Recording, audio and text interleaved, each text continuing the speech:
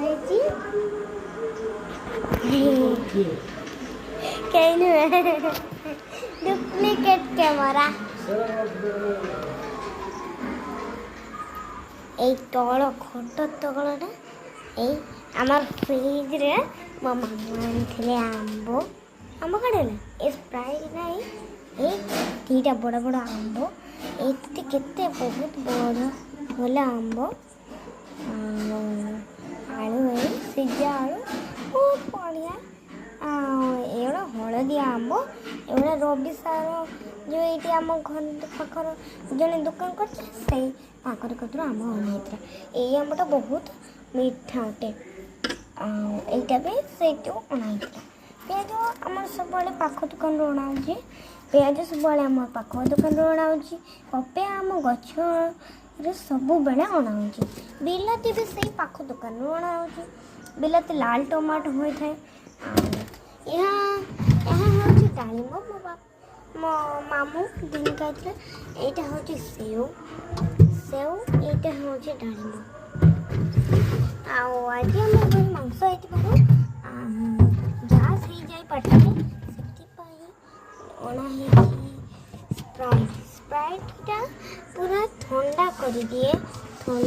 ପେଟକୁ ଆଉ ମସଲା ଫସଲା କିଛି ପକାଇନି ଉପରେ ରନ୍ଧା ହେଇଥିଲା ଅଣ୍ଡା ଆଉ ଆଳୁ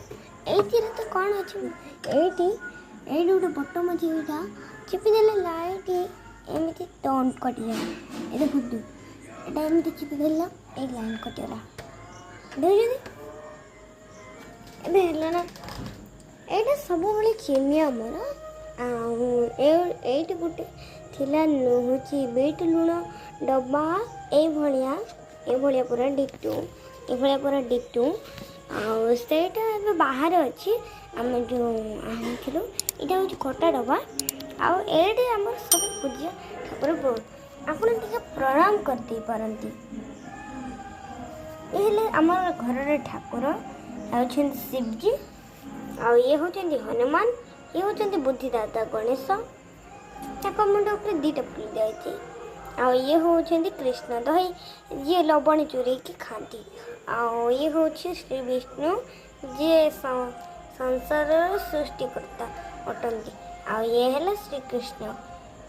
ଇଏ ଯିଏ ଲବଣୀ ଚୋରେଇ ଖାଆନ୍ତି ସେଇ ଫଟୋ ଏମାନଙ୍କ ଭିତରେ ପଠାଇଛି ବୁଦ୍ଧିଦାତା ଲଡୁ ଖାଆନ୍ତି ଏସବୁ ତ ଆମେ ସମସ୍ତେ ଜାଣିଛେ ଆଉ ଏସବୁ ହେଲା ଖେଳନା ଦେଖନ୍ତୁ ରାତି ଅଧରେ ମୁଁ ଖେଳିବେ ବହୁତ ପସନ୍ଦ କରେ ଆପଣ ଭାବିବେନି ଯେ ଏଗୁଡ଼ାକ ପୁରୀରୁ ଅଣାହେଇଛି ଏ ଦେଖନ୍ତୁ ଏଗୁଡ଼ା ଅଟାରେ ଅଣାହେଇଛି